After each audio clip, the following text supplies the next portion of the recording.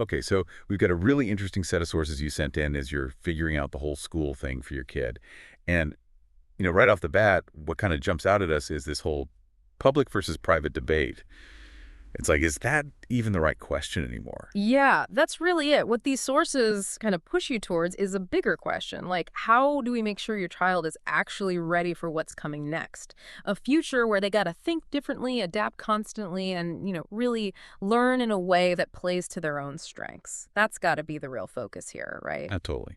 I mean, it's clear from what you sent that both public and private schools, they've got good things going for them for sure. Yeah. But they face these challenges, right? Yeah. Keeping up with how fast everything's changing. And this is where it gets interesting for you.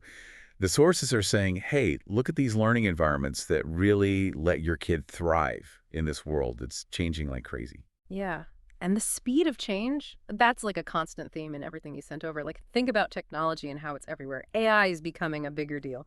And globally, you need practical skills more than ever. All of this is changing what it even means to have a good education, you know? One of your sources even said, and this is a good one, clinging to the old public versus private debate is like arguing over horse carriages versus electric cars when self-driving vehicles are already hitting the road. It's a good point, right? We need a whole new way of looking at this, for you especially. It really is. And while we all see the good stuff, right, public schools, you've got that community feel. Some private schools, they can have smaller classes, more one-on-one. Yeah. But the sources, they also point out some things that both have to deal with, like standardized tests, trying to squeeze every kid into the same mold, or classrooms where it's tough to really give each kid the attention they need. And then, yeah, let's be real. For a lot of families like yours, private school tuition, that's a big deal. Right, but the cool thing is when you see all these sources together, they're not saying one system is bad or anything. It's more like, hey, neither of these old ways might be the best fit for giving your kid the kind of learning that's really personalized, really innovative. That's what's becoming so important if you want your kid to really make it in today's world. Which brings us to this idea of personalized learning. A lot of what you shared, it's pointing right at that. Yeah. So as you're thinking about different schools, what exactly is personalized learning? Like, what does that mean for you? Personalized learning, it's like it flips the whole script. Instead of doing the same thing for every kid, it puts your child right at the center.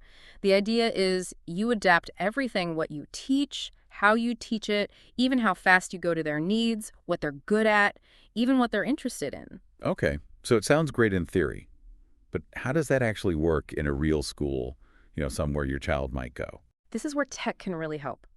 Your sources talk about AI, how it can give you real-time feedback on how your kid's doing. Imagine software that actually changes what they're learning based on if they get it or not, like giving them more help if they need it or harder stuff if they're ready. It's about meeting them right where they are in their learning. That's way more dynamic than everyone just going through the same lesson at the same time.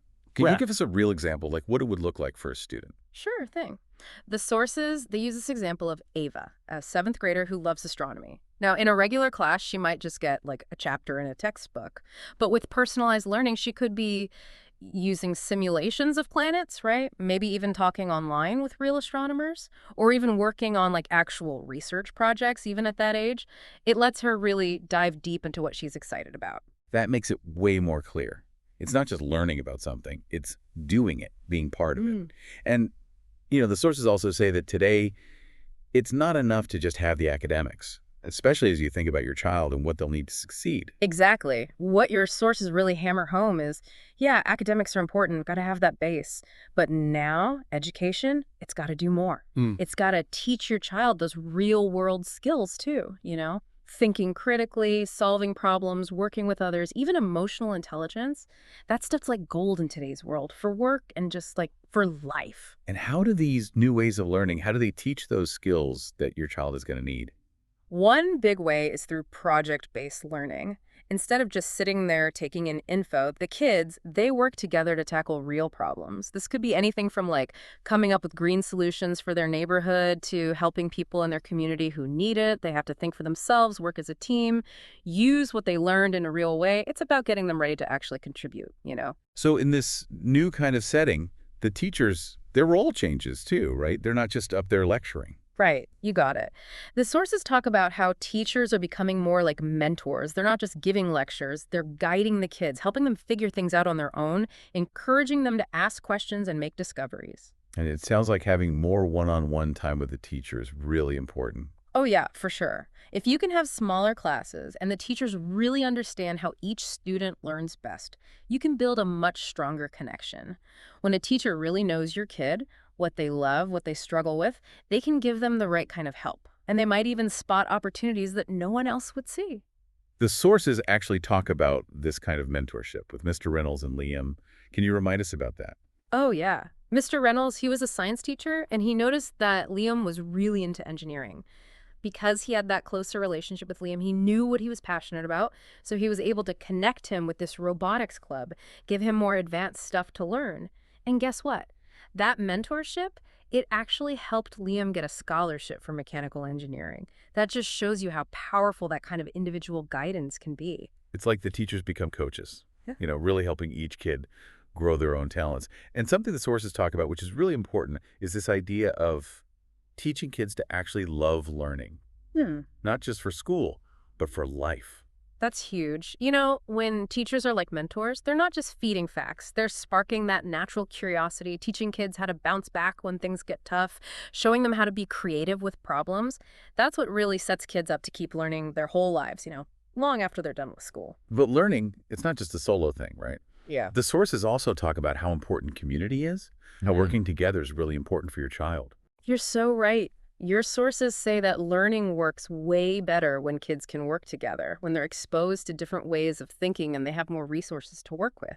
And some of these new schools, they're thinking outside the box about where learning can happen. Absolutely. A lot of these newer models, they try to connect the school closer to the community around it, like making partnerships with businesses, organizations, even just experts in different fields. That gives the kids a chance to learn real-world stuff and maybe even make connections that could help your child later on. What would that kind of community thing look like in real life?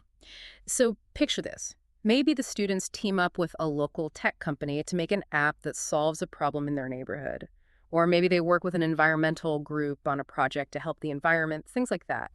These experiences, they help the kids really understand what they're learning in class, but they also teach them to care about their community, to be part of making things better. And these days, we're all so connected, right? The sources talk about how important it is for schools to have diversity, for your child to be in a diverse environment. Couldn't agree more. When kids learn alongside other kids from all different backgrounds, whether it's cultural, economic, or just different ways of thinking, they learn empathy. They understand other cultures better. It gets them ready to thrive in a world that's more and more global, right? The goal is to have schools where everyone feels like they belong, no matter who they are, and everyone has the same chances to succeed. Okay, this all sounds really great, but the sources also say that it can be hard to make this kind of education available for everyone. Like, cost is a huge issue for a lot of families. You're not wrong. Accessibility is a real problem. But, good news, the sources also talk about some new ways to make this kind of education more affordable for more families, including yours. Like, what kind of solutions are they talking about? Some schools are using things like sliding scale tuition, where what you pay depends on your income. Some places adjust tuition based on income, or they give out scholarships so it doesn't cost families as much. The sources also mention things like education savings accounts, vouchers, even tax credits that could help families afford different kinds of education for their kids. That's good to hear, that they're trying to make it work for more people. Yeah. But what if you live in an area where these kinds of schools just don't exist? Is there any way around that? Yeah, online learning and hybrid learning, those are becoming way more common. And that means kids can take classes and learn stuff from anywhere in the world. It's way more flexible and there are more choices. Like, let's say you're in a small town and your kid wants to take a really advanced science class that their school doesn't offer. Well, they could do it online. Or families who homeschool, they can use online classes to add to what they're already teaching. Okay, so let's say a parent's listening to this, and they're thinking, this all sounds amazing, but how do I even begin? How do I figure out what's best for my child? What advice do the sources have for them? First thing they say, and this is important, parents have to change how they think about this whole thing. Don't jump right into public versus private. Take a step back and really think about your kid. What do they love? What are they good at? How do they learn best? Right, it's like put the kid at the center, just like personalized learning does in the classroom. What else should parents be looking at as they explore different choices? They say to pay attention to how your kid interacts with the world around them, Do they like to learn with other kids, or are they more independent? Do they learn by doing things, by getting their hands dirty? Figuring out these little things can really help you see what kind of learning environment would be the best fit for them, where they'll be happy and do their best. So it's less about school rankings and test scores, and more about the vibe of the school and how it matches my kid. What specifically should parents be looking for in these newer, more innovative schools? You want schools that are all about innovation, that use personalized learning, and that make sure to teach those real-world skills we talked about. They say visit the schools if you can, go to their info sessions, talk to the teachers, talk to other parents who have kids there, really get a feel for the school and how they do things. The sources even mention a specific resource that could be helpful for parents, right? Yeah, they talk about Alpha.school. They say it's a good place to learn about different progressive schools and to find schools that match what you're looking for. It sounds like it could be really useful for you. Okay, so what kinds of questions should parents be asking when they're checking out different schools? They have a whole list of questions, and they're really good ones. Parents should be asking things like, how does this school personalize learning for each student? What kind of technology and resources do they use to make that happen? How do they teach practical skills and give kids real-world experiences? Can parents get involved? And is the school connected to the community? And really important, what does the school do to make sure everyone feels welcome and has a fair chance? Asking these questions helps you focus on what's really important in these new kinds of schools. Those are some great questions. So it's not just about picking the right school and then letting them handle everything. The sources say that parents need to stay involved for their child to really succeed. Big time. You got to talk to your child's teachers and any mentors they might have. Keep that communication open. When everyone's on the same page, it's so much easier to help your kid grow and learn. And it goes beyond just what happens at school, right? Absolutely. The sources say it's important to keep your kid curious and excited about learning outside of school, too. Talk to them about their interests, show them new things, and, be a lifelong learner yourself. That can really reinforce what they're learning at school and help them develop a true passion for learning that goes beyond the classroom. Oh, and one more thing. They suggest getting involved in parent groups or committees that support progressive education. Your voice matters, and you can help make real change in schools and in how we think about education as a whole. So what we're hearing is the old way of looking at schools, public versus private, it just doesn't cut it anymore. The world our kids are growing up in, it's different. That's the main point, yeah. That debate, public versus private, it still matters in some ways, but it's way too simple. It doesn't cover everything I need to think about when we're getting our kids ready for a future that's always changing. But if we start focusing on these newer models, ones that are all about personalizing learning, teaching practical skills, and thinking ahead, Exactly. We can give our kids the tools they need, not just to survive, but to really thrive in that future. It's about looking past the old labels and figuring out what really matches each child, their needs, and what they dream of doing. so for everyone listening who's trying to make this decision, the takeaway is to really explore what's out there. Look into these innovative schools. Take that first step towards a better education for your kids.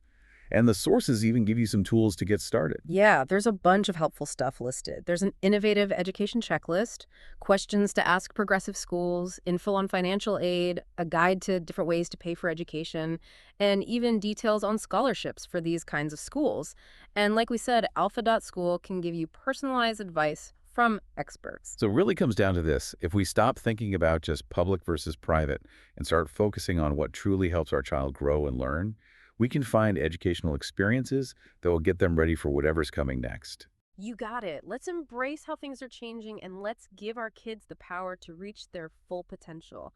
The world needs what they have to offer.